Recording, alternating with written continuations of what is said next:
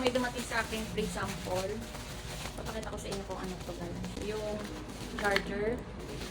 Meron din ako Android. Ay Type-C and meron din ako Android. So nagustuhan ko sa kanya kasi marami siyang saksakan. Diba? So meron kasi akong Type-C. And meron din akong mansanas. And meron din akong yung may ngipin na Android. So, di ba? So, kalimitan kasi ngayon ang Android. Mahirap na rin hanapin sa isang ganitong charger. Tapos, tingnan mo, look, nagustuhan ko siya kasi meron siyang parang digital. So, isaksak muna natin. Mahaba na rin siya, oh. Mga isang ganun ko, oh. Tapos, ang nagustuhan ko dito, pwede kang magsaksak din ng another ganitong USB type. Ayan, oh. Oh. Tapos, yung kabila. So, i-testing natin siya, ha. Tingnan natin kung pas charger. So guys, sinaksak ko na siya. Ayan siya, nakita nyo naman digital, may siya, may LED. Kita nyo?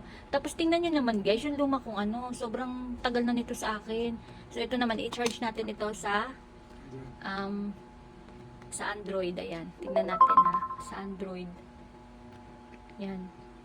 Oo, diba? Nag-charge siya, 49%. Tapos i-try naman natin siya sa dito. Oh, para i-charge natin ng isahan. Oh, look!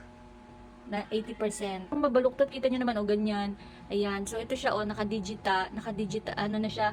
Hindi siya digital, para lang siyang LED. Kikita ninyo na nagana talaga siya. So, ito yung luma ko, tapos ito naman yung bago ngayon, guys. Tingnan nyo naman. Tapos, pwede kayong mag-charge dito ng maramihan. Ayan, na USB type, diba? So, ang ganda niya. So, ayun guys, sa mga naghahanap ng ganitong charger na tatluhan na tapos marami pang saksakan na USB ito. Mura lang po siya, 100 plus lang po ito. Tapos ang kinagandahan dito, pwede mong mabaluktot ganyan kasi yung iba 'di ba hindi. So sa mga gusto mag-check out nito, ilalagay ko na lang dyan sa yellow basket. Tsaka makikita ninyo kung nailaw talaga kasi LED light nga ito. Tapos makikita ninyo na nagana talaga yung mga saksakan na to, 'di ba? So ayan, click the yellow basket to check out.